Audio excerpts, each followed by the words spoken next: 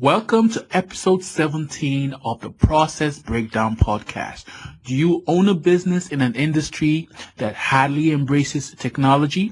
In this interview, my guest reveals how he was able to transform and systematize his painting company, even though his industry is not technology savvy, by making use of technology and paying attention to his business data. You will discover how his company now runs successfully without him and still generates over $2 million annually. Before we get started, a quick word from our sponsor. Are you tired of being the bottleneck in your business? Do you want to get everything out of your head and document how you get tasks done so that your employees know what you know? Sign up for a free 14-day trial of Sweet Process. And now, let's get started with the interview. Hi, my name is Owen McGabino, and welcome to Process Breakdown podcast, where I bring on successful entrepreneurs who come in here and review, how they've been able to create systems and processes for their business, which now enable them to literally run their business without their constant involvement. And my guest today is Matt Shoup. He's the president and CEO of M&E Painting. Matt, welcome to the show. How are you doing? Good to see you. So, tell us exactly what does your business do and what big pain do you solve for your customers?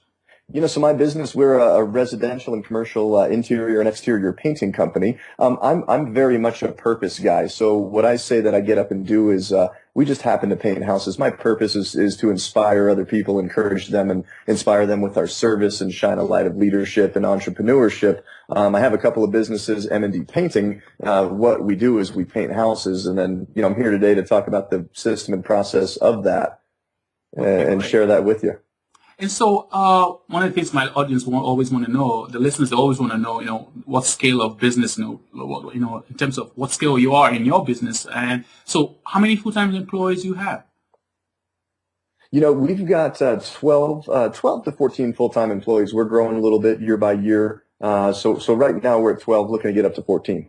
And what was last year's annual revenue and probably what you think you do this year? 2012, we did just under 2 million. 2013, this year, we're going to be just over 2 million. And 2014, we're looking to grow that a little bit more, just, a little bit more past the 2 million mark. So great. So now that we've gotten past that, we want to also talk about the lowest point in the business. And I want you to describe how bad it got. Yeah, I've got lots of stories. I'll tell you a really funny story. This is totally off script, but we actually painted somebody's baby once, and that was a really bad day. That has nothing to do with process or system. That was just a bad day at the office, and we painted the wrong house and painted a baby. And anyway, it's another story. But okay, go ahead. In relation to what we're here to talk about today, one of the biggest just frustrations and lowest points, or just my frustrating point in the business is I'm a numbers guy. So yeah. I very much see the power in when I go out and I generate a lead through a marketing source, there's a cost to generate that lead, and then that lead turns into an appointment, which turns into a sale opportunity, a conversion. And just to track at the level, even the $500,000, the $750,000, even the $1 million level of the business in which we operate, to track all of those metrics and statistics, to be able to know how to grow, how to scale, when to bring certain people in. It was a nightmare, dude. We're entrepreneurs. We work more than 40 hours a week anyway, right? And just the time it took me to organize all of that data was just a frustrating point and a sticking point, but I needed to do that in order to know what to do to grow the business, but I never had time to grow the business because I was stuck in all the data all the time. And also, before you even got to the point where you created a system to basically systematize your business, tell me, take us back to how it was, a day in your life back in the day. How was it? A day. So I started this business. I worked for a college painting company in college. I've been an entrepreneur all my life, and I graduated college. I worked with a college painting company. I got laid off from a bank. So my business, M&D Painting, it was founded after, I got kicked to the curb. I had $100 to my name. I'm 6 figures in debt. And all I knew from my childhood of having a lawn mowing business, a candy peddling business, shoveling snow, was knocking on doors. So, I'd get up as early as I could to go knock on people's doors and generate business. And I knew that for every hour I spent knocking on a door, I would get about 2 to 3 people interested in an estimate. So I was lead generating, I was estimating, I was following up with estimates, I was closing business. I was going out, I was setting up my paint crews, doing all of the what's, and I'll get into the conveyor belt aspect of my business and how it flows through. But I was doing that all day. And then I get home at the end of the day, an amazing day. We're very successful, but I would just pile all this data down onto my desk, and my wife and I were sitting here, what do we do with all this? So we're entering data, and I was working just 24/7, and I love what I do. So that wasn't a problem, but that was the frustrating point, and that was a day in the life of M&D Painting back in '05, '06, '07. And so how did you solve the problem that you just described at the lowest point? How did you solve that? So we have these big whiteboards in the office, and we tracked, number of estimates and closures, and we had basically this big dashboard that I wrote everything out on, and that transferred into a spreadsheet. So I was literally entering and re-entering and re-entering and reanalyzing and recalculating data multiple times. And then we had a fire actually in our office in 2011. We had already created a system. What I did was I took all this data and I said, there's got to be an easier, simpler way to enter the customer data one time and track that all the way through from beginning to end.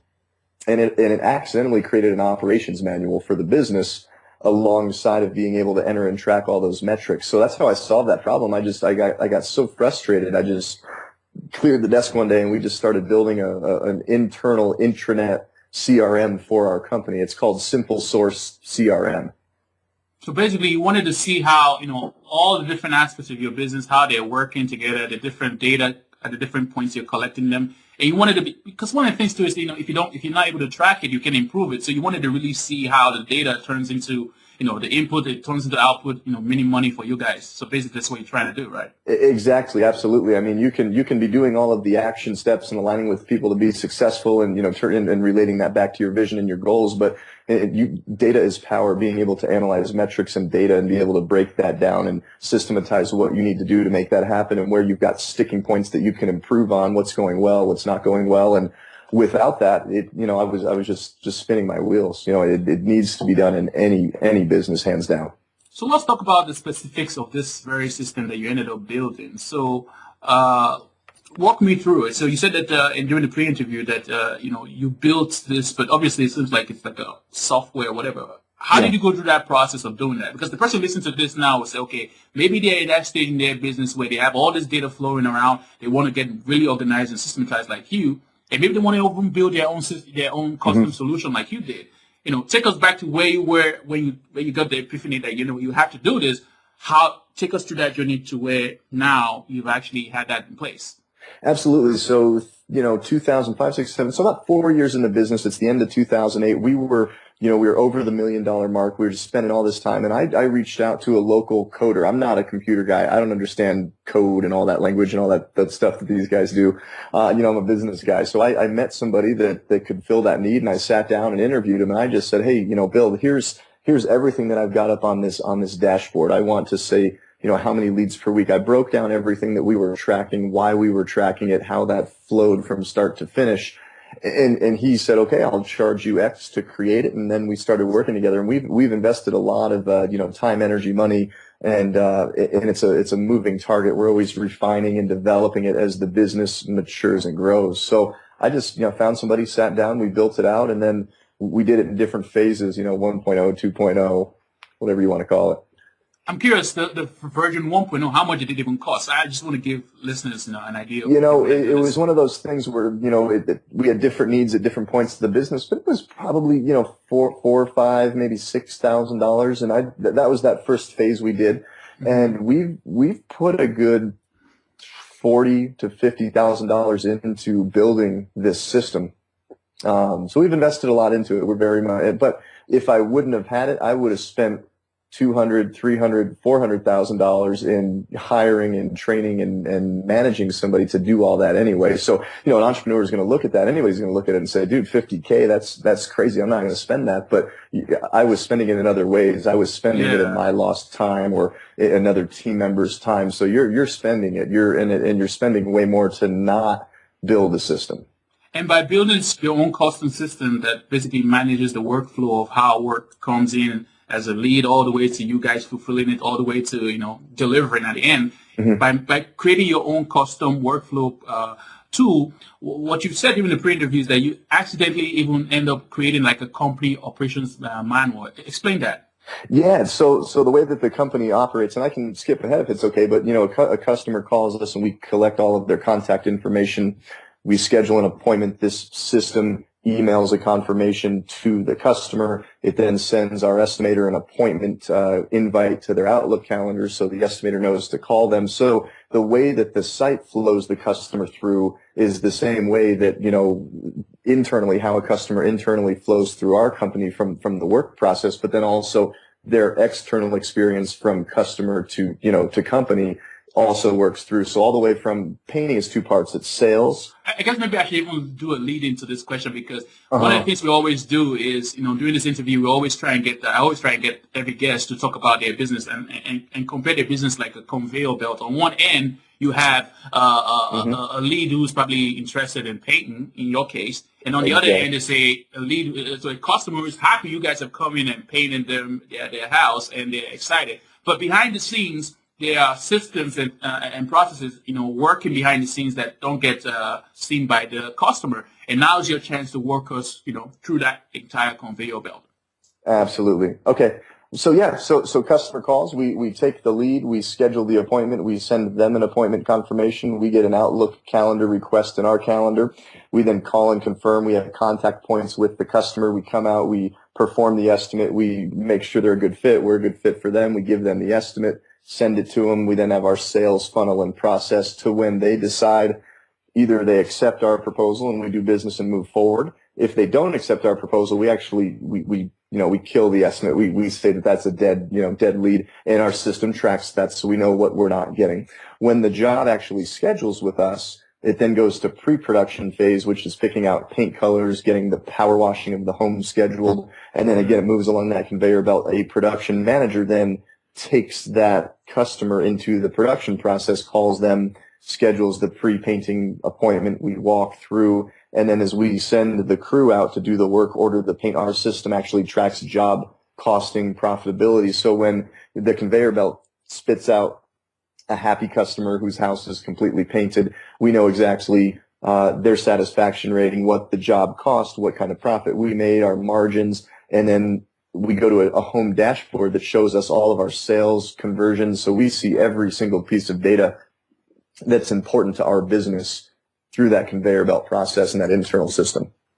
And so I'm assuming that as you work the lead through each of the steps, that your own custom solution is actually monitoring each step and triggering alerts when something is due and when it's extended past the deadline. I just really want to get more understanding of how your solution that you ended up having the programmer build for you, how it literally works hand in hand with the actual process that you have. Yeah, so everybody within the company, so we have our director of first impressions, which captures the lead, sets the appointment. That's that portion of the business, and then there's basically 4 steps. So the capture, the pre-estimate, and then the estimate, pre-production, and then painting. So the person responsible for that phase of standing at the conveyor belt to do their thing as the customer passes through, they have a specific role within the website where one person must pass the ball or the customer to the other person so then they can pick up. And the system doesn't allow you to do one thing without the other because our business can't happen without that either. So, I mean, I literally would have to, pull up the site and show it to you to show you how it works. But it's just very much in line with exactly how the customer passes through the business. And I'm sure that, when you started out, it's not the way the program that you built now, the custom solution you built, is not the way it is now that it was the way you built it, maybe a couple of years ago. And I'm just wondering, because the listener who's listening to them might be saying, I want to get something started. Maybe I'm considering building a custom solution like you did. What would you say would be the points to start with, knowing fully well that they're going to improve it over time? Yeah, no, and it's always a moving target. What it was in 2008 is so much different from what it is now, and then in 2020, it'll be even more different. But what I did, my experience is I really analyzed where I was spending my time and where those stress points that were taking up. Like I have things that I'm good at. It's generating leads and marketing and sales. I said, okay, where am I most valuable? Where am I being pulled away in this system of the business? And I define what it was. My big thing initially was metrics, and I just needed something to capture the data and give me basic metrics. And then I said, okay, once we had that down, we were seeing a lot of issue and a lot of bottleneck with this, production and scheduling. We had a big whiteboard, and that got almost wiped out in the fire. And I go, okay, that's version 2.0. So you just analyze where your stress points are at any different time. And once those get handled, there'll be more. And then you just continue to systematize till I can go take a month off and go to Spain and drink Spanish coffee for a month. So basically, you looked at the bottlenecks in your business, the aspects of your business that were taking you the most time, and then you figure, okay, how can I build a system for this so that I don't have to handle this anymore, so I can focus on what desires my attention, what you want to spend your time the most on, which in your case was the marketing and sales, and anything else you wanted to create a system to handle it. Absolutely. And so I'm glad we talked about it. And one of the things is, we shared how the transformation is happening, but there had to have been challenges when you were, building this custom solution for your business. And I'm curious, what challenges did you experience, and how did you solve them? I mean, the challenge of, logging into the website and seeing, the back end code show up instead of the front end user interface. I mean, just my thing is just that there's always technical difficulties with that kind of stuff. And the challenge is my business moves so quickly, and we grew so quickly that, by time we had 1.0 done, we were already thinking of 2.0. That was definitely a challenge. One of the other big challenges was internally, it's everybody wants progress, but a lot of people don't want to change. So getting people out of the habit of, listen, this whiteboard, it's going in the trash. We're not using the whiteboard anymore. A couple of months even after we did version 2.0, people were still looking at the whiteboard, and I just threw that thing away one day, and I said, it's just people using the system. There's so many systems out there and processes that help you systematize, but if you don't use it, it's garbage in, garbage out. I say, if you're not using it, it's not going to help you any. So that was our big challenge. And you mentioned that on that thing too, was there were some people that really just utterly refused to move forward. You had to let them go, or they're no longer with you. That must have been difficult too, though. Yeah, it's as we redefine ourselves as a business and where we're going, and keeping up with just technology and process. And I'm the leader of the ship here. My business is an extension of me and where I want to take it. And I let everybody know where we're going to go with it. And the people that didn't want to go there just were politely asked to exit, and they did. And one of the things you mentioned, that's always difficult. That's never fun. And one of the things you mentioned during the pre-interview is how you really got this buy-in by having your employees bought into the vision of what you're trying to do. Explain how you did that whole thing of getting them bought into the vision of, going this route. Yeah, and one of the things that I do, I actually speak a lot to entrepreneurs, and I talk about when you have a system, you have a process, you have a how, and then you align with the right people. I call it the how, the who, and the what. So you have a system aligned with people, and then you do your do. You do what you're supposed to do to have that be constituting success. But then you throw the vision piece into the equation, which is basically harness where you've come from, where harness your past as a business, see where you currently are, and look through the windshield to see where the business is going. And you paint that vision and that picture 3 years, 5 years, as far down the road as you want. And then you put that into language that's very powerful. When I sit here in 2013 and then say, hey, here's what M&D painting looks like in 2016, you paint the future and the present. People get really excited about it. And when you do that, the people that don't really hang around too much longer anyway. So yeah, I just put that vision into language. What's in my head, I put it into paper in a way that people could understand it, and it's exciting. And that's how my business has grown. I mean, when someone thinks of literally like a painter, you usually don't have this picture in your mind of a painter and like technology, like your company. Yeah. Where did this come from? Back to my story. I'm in an industry where it's not that difficult to be, and again, I'm not putting myself on a pedestal, but the competition, a lot of the stereotype is true. If I show up on time and I'm sober and I tuck in my shirt, I'm 80% ahead of most of my competition. I'm an entrepreneur, and this is my thing. I tell my customers, I tell my vendors, I'll tell everybody, I'm an entrepreneur first. I was born an entrepreneur as a kid. That's the space I'm in, and I happen to paint versus a painter that's trying to run a business. And there's a huge difference in who shows up to that end using customer's home to do work. So yeah, I mean, I happen to be in an industry that I learned in college, and I'm a bad painter. I'll never paint I'm not that line that you have behind you, that red wall there. Yeah. I don't cut that straight line, man. I'll sell you the job and get you excited about working with us, but I'm an entrepreneur at heart, and I just happen to paint. And so, I mean, that's one of the things I'm wondering, because you're in an industry where probably, correct me if I'm wrong, this is an industry that they don't embrace technology as much, and you're coming in there trying to systematize everything. There has to be like struggles between the people who you're hiring and that whole need for them to embrace technology. Absolutely. That industry doesn't embrace technology. There's a lack of embrace of a lot of things, customer service and just being professional. So yeah, I share my vision when somebody comes to work with me. I say, here's where the company came from. Here's what I believe as an entrepreneur, who we are defined. Here's our value set and our vision. And then the who, how, what is the other side of the circle, is what I call it. But yeah, people look at me sometimes like I'm crazy. They say, hey, I want to get paid to paint and then go home. And I said, well, that's not what I'm looking for. So we attract a certain kind of person that really helps fit into our model and our vision. And it's rare. I have to sift through a lot of people that aren't interested to find the ones that are. Let's talk about your process for sifting through people, because, I heard it. I can attribute the quote to who said it. They said technology is basically eating up a lot of established old industries.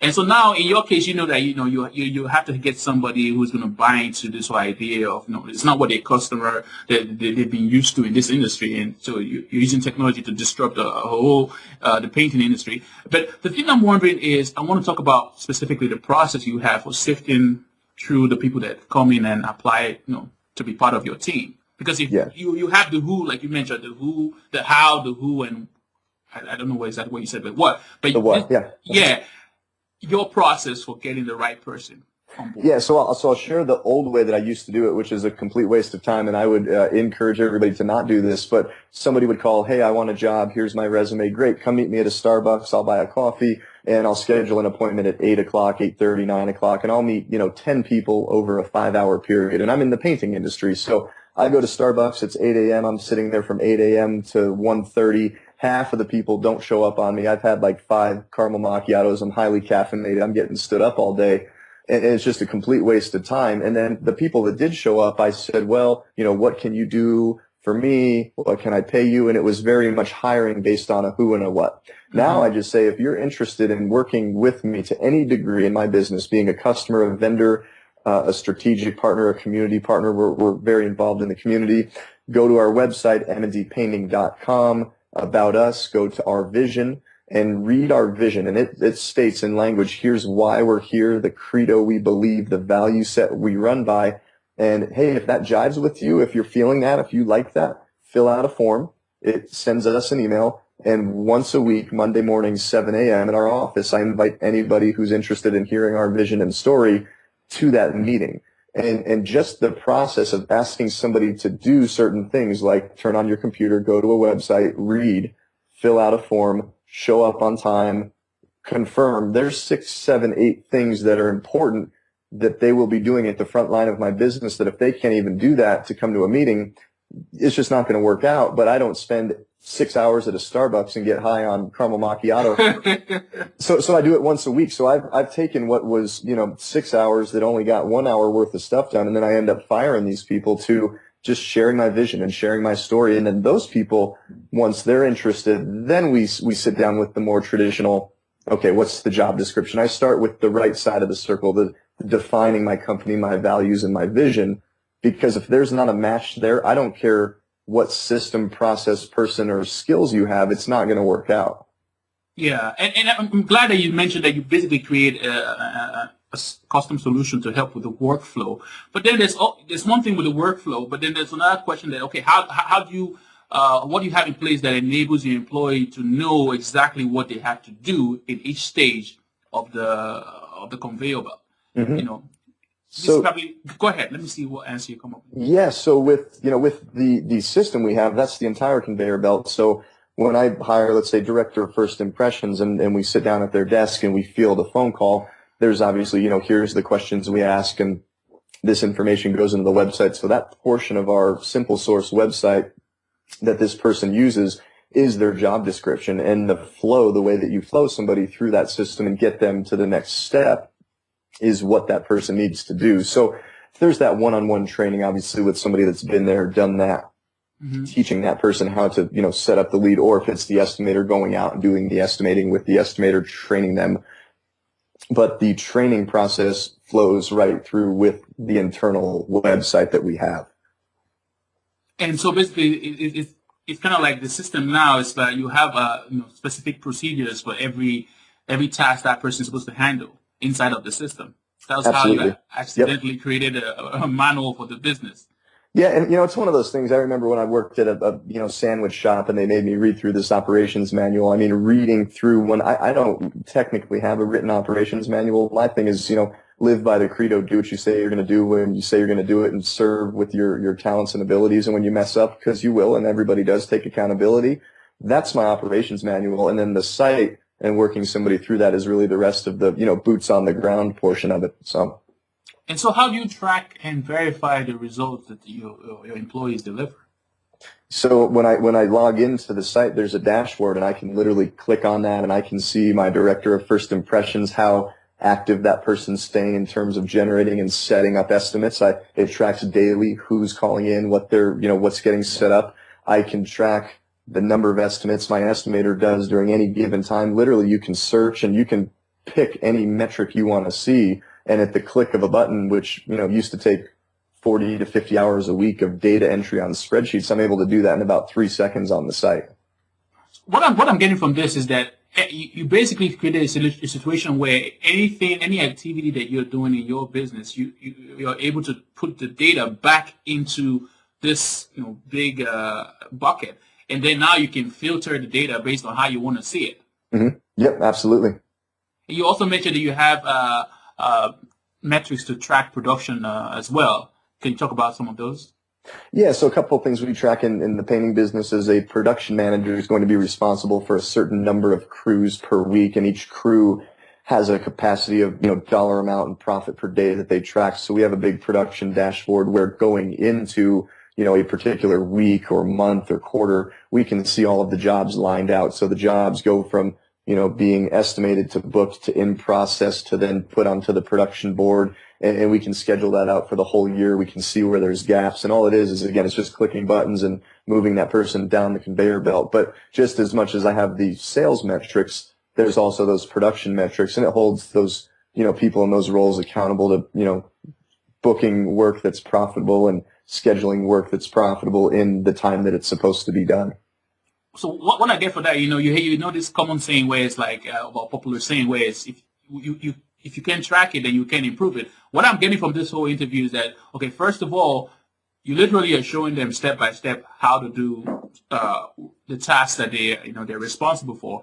But on the back end, you have a means where you're tracking it so that you can actually verify that they're indeed delivering, and you can use the data you're getting based on the results to track them and keep them accountable. Absolutely. Yeah. There's no line when I click on a button and I say, hey, you did 15 bids last week, or your crew did 6 jobs. I mean, it's all there, and we meet as a company once a week and we discuss, highs, lows, goods, bads, and we put that dashboard up on the TV, and we get to celebrate the success and improve on the things that need to be improved on. And yeah, it's very, very powerful. And I'm curious too, when you have situations where, because you're tracking this data and you see that maybe the estimator, for instance, is not, meeting their numbers, how do you use that data back to, not only improve how they perform, but also improve the system overall? I'm just trying to figure out how you bring that learning back to, improve the person's job as well as the system overall. Yeah, and one of the things that the site does, and especially in the sales capacity, is everybody looks at, closure rate. I did 10 estimates and I got 5 jobs. So I have a 50% closure rate. So, okay, 50%, that's good for the industry. I had an estimator once, he was at 50% closure rate.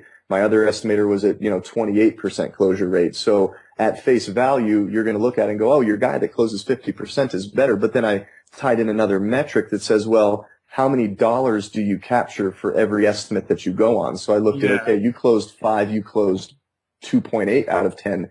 But the guy that closed 28%, he was booking the big boys. Big money. Yeah. So I look at all the different metrics, and when you really break it down to different things that are of value to the business, they may be low in one area but high in another area. So I say, what are you doing right? There's always something that, a salesperson is doing right. So I always approach it with that, and then find out, okay, you're booking a lot of dollars per estimate. How do you now close more of your estimates? Or this guy, hey, you're booking a lot of estimates. How do you bring up your average job size with an upsell or recommending something that a customer needs, not being pushy.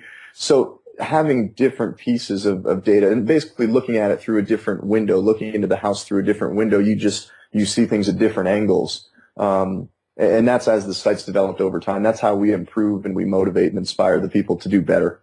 And I like the example you gave, because sometimes on the internet you hear people all excited about how they increase their opt-in rate. Basically, someone who comes to their blog and signs up, they're all excited about it. But then you mentioned something that's very important. It's like, basically, don't just focus on the metric at the very, very beginning of the funnel, because it's a funnel with different steps, and you want to see how everything affects all the way to the back end where you actually are making money. Like the example you gave where the guy had 38%, I don't know the specific number. One person had a higher amount of, was it close rates you said? A close rate, yeah. Yeah, but then on the other end, the guy with the lower close rate had higher amount of money being generated. So, one has to really look at the entire conveyor belt all the way to the end and use the numbers at the end to justify how everything works through the entire funnel. Exactly, absolutely, yep. And so now, since you basically have all these systems in place in your business, I'm just curious, what's the longest time you've been away from business? Yeah, and I mentioned it. I lived in Spain in college. I did a study abroad semester, and I got a chance. I'm married. I have a wife and 2 young kids, and we spent a month over in Spain last September, and just had a great time over there. So the furthest I've been away has been a month. And why would you say your business have been transformed as a result of you being able to systematize the business? Yeah, I don't have to be there. When I was in Spain, I tried not to work, and I say try because that means you're not going to. You're going to say you tried and then not. But I logged into the site. I logged in and I saw what was going on, and I can do that now. I actually have 2-3 other companies that I operate, and I don't need to be in the day-to-day of the painting, but I can still be dialed in on the pulse of what's happening and then drop in. I'll never leave it 100%. It's M&D, it's Matt and Emily. It has my name. It's an extension of me. So I'm never going to just completely, step out, but knowing that I'm able to and let my leaders lead is very powerful. And on a personal level, how do you see your personal life has been transformed as a result of systematizing your business? It's just when you're buried, it's great. When you're buried in when I was buried in that day-to-day data entry, just stuff that I can't stand doing, as soon as I was able to get out of that, it's a cool thing. When I'm in my purpose of why I'm here and knowing what I'm good at, I call it my superpower. When I can be focused on that all the time in all my businesses, that brings me a lot of joy. And when I can't stand getting tied down in that stuff. So my life's been amazing. You mentioned superpower. I've heard that before, but what would you say is your personal superpower?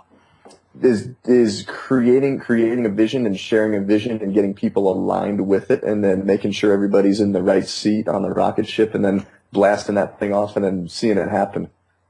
and so, because now you have all this free time in your business, I'm curious, where do you focus most of your time on, especially in the business? Which areas of your business do you focus more of your time on? So with the painting company, I'm always involved in, what's the next step? How do we grow this? How do I encourage and inspire the leadership team to be, where I'm at, so they can lead the people that they're in charge of leading. But then I also go around the country. I do a lot of speaking and coaching with entrepreneurs and any group or organization that wants to be inspired. So I'm spending a lot of time growing and developing and systematizing that business as well. And while I was in the painting business, I get out of one business and then go start a bunch of other businesses. That's the space I love being in. Yeah, especially when you say your superpower is being the guy with the vision and figuring out to, like, it's just like the Legos trying to put all the different pieces together so you have an awesome picture. I get that. And so now, what do you think would you say is the very next step for the listeners who's been listening to this interview all this time? What would you say the very next step they should take in order to get started with creating a business that is systematized? Yeah, whenever I am on the receiving end of advice and somebody that's helping me with my business, I just step back, I turn off all the noise, get off of email, Facebook, turn your phone off, really sit down, go reflect, go to a quiet place, wherever that is for you, and reflect on those things. Where are those stress points in your business? Where's the bottleneck in your business? And what are those things you need to do? Write them down, prioritize which one needs to be done first, and then go out and do it. Because what's the definition of insanity, right? Is continuing to do the same thing and expecting different results. Change is hard, but it does need to be done. So I'd encourage everybody just to analyze and discover what that is and then go do it. And also, I think in regards to trying to get advice, what I get from that is like, look for the problem you have and get advice specifically for that very problem and then go fix that problem. Absolutely. Absolutely. And there's, with the technology and Google and the internet and everything that's out there, you can get advice for any problem that's out there, anywhere that you're looking for it. Yeah. And I'm curious because this whole mindset of, building businesses the way you do, is it been influenced by books? And if so, what books or tools will you recommend? Because, my listeners always want to, learn the kind of resources that you've been exposed to. Yeah, and I never, in high school when I was forced to read, in college when I was forced to read, I just didn't do it, So really when I got out of school, very self-taught in the business. I've never taken a business course, but some of the top books that have been very influential for me is, from a financial standpoint, if you read any of Dave Ramsey's stuff, when I started becoming very, financially successful, I would have, crashed and burned pretty quick financially if I wouldn't have read that. So you've got to be up on your money. In terms of What's the title of the Dave Ramsey book? Dave Ramsey. He's got Total Money Makeover, and then he's got one called Entre Leadership, which is a great one. Go ahead. And then Start With Why. Simon Sinek is a great book, and that's obviously that right side of the circle, the deeper. Why are you doing this? What's your purpose? And I mean, there's gurus everywhere. Sales book that I really loved, and it's a little older school, was Jim Duncan, High Trust Selling. I've not heard of that. What was the title? High Trust Selling. Okay, go ahead. And you listen to a guy, Mike Michalowicz, who's out there. He's got a couple of books, Toilet Paper Entrepreneur, and then The Pumpkin Plan. I love that book. Pumpkin Plan is sweet. Yeah, Mike's a really cool guy. He's got a great book. And and then I wrote a book, but I'm not going to be cheesy and pitch it here. I'll let you pitch it. No, go ahead. Go ahead. You've been sharing so much. Pitch all the way. I spent over $1 million on traditional marketing to grow my business and generate leads. And then when I finally sat down and realized that I'd probably wasted half of that money because a lot of traditional advertising, you talking about yourself, doesn't work, I actually created a process and a system to go win business awards. And I was able to go win about 24 very prestigious business awards for my company, which just skyrocketed our exposure, the media, the exposure, the expertise that we got. So my book's called Become an Award-Winning Company. And, it's on Amazon. It's a system and a process that anybody can implement to stop spending money on traditional advertising, which is you talking about yourself, and then go win awards and get other people talking about you, building your credibility, your name, and your brand. Definitely. And so what's the best way for the listener to connect with you and possibly even get access to that book, that you just mentioned? Best thing is go to my website is just mattshoup.com, MATTSHOUP.com, and learn a little bit more about me and my company's on there. Link to, check out the book. And I've got, blogs and all kinds of fun stuff. I'm going to start a podcast too. So I'm going to pick your brain about doing a podcast. And, I just love inspiring entrepreneurs. And just one of the things too is sometimes we try to extend the conversation.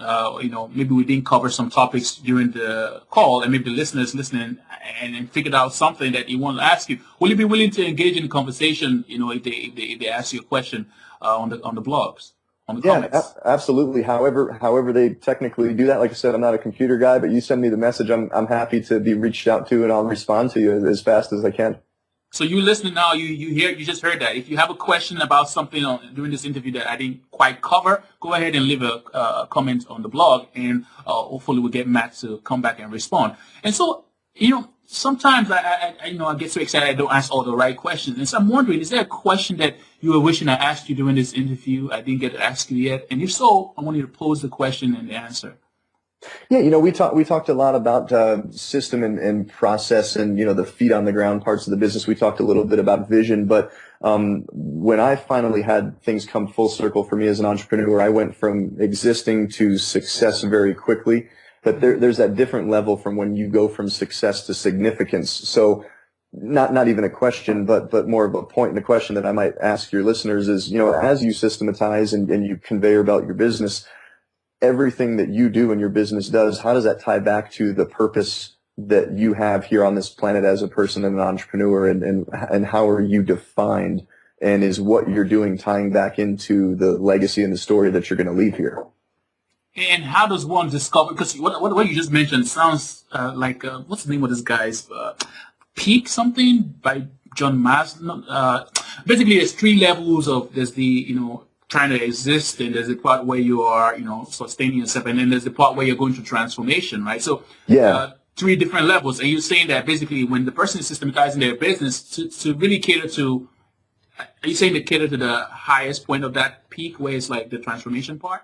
It is, yeah. And I look here, we talk a lot about systems and process, and I call it right side of the circle, left side of the circle. And when you really get your definition, values, and vision connected to your how, who, and your what, and those two things connect, and that, makes your business whole. Everything that I do in all of my businesses, it comes back to purpose for me. My purpose is to inspire others to discover and leave their legacy and write their story here while they're here on this planet.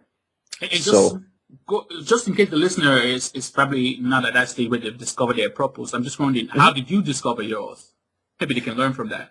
Yeah, because, I went from, getting laid off to having a successful business and being successful, tying vision to a system and a process and people, and then tying, core values into that. But really, I believe that your business is an extension of you as a person. And if you're not defined as a person, being able to stand up and say, I am, fill in the blank, what are you, who are you, then who's showing up to your business every day? So if you don't know who you are, and you put a vision and a system to that, so what? You can be successful based on whatever, the world says is successful, or you think somebody expects of you to be successful. But, when I really defined who I was as a person, who I am, not who somebody else thinks I need to be, and then put that into that system, that's when everything that I do, well, as I call it, do your be, do who I am, and being in that space all the time. So I went from not being there for a really long time and just feeling not fulfilled with all the success and money and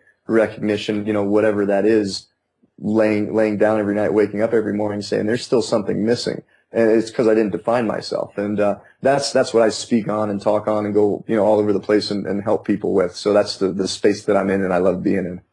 And so now I'm talking to you who's listening to the interview. And if you've enjoyed the interview so far, I want you to go on iTunes and leave a positive review. The way to get there is go to sweetprocess.com/iTunes. And the reason to leave a positive review is so that, other entrepreneurs can get exposed to this podcast. And the more people we have listening to this, the more we inspire to get more guests to share the process and systems behind their business, and you can learn from them and implement in your business as well. And so, if you find this interview useful, leave a positive review, and also share the interview with any other entrepreneur who you feel might find it useful. And also, finally, if you're at that point in your business where you're tired of being the bottleneck and tired of being the only one that knows how to get stuff done, then consider signing up for a free trial of Sweet Process, a free 14-day trial of Sweet Process. That way you can document step by step how things get done in your business, and your employees will know exactly what to do. And thank you, Matt, for doing the interview. I appreciate it. Hey, thanks for your time. And we're done. All right.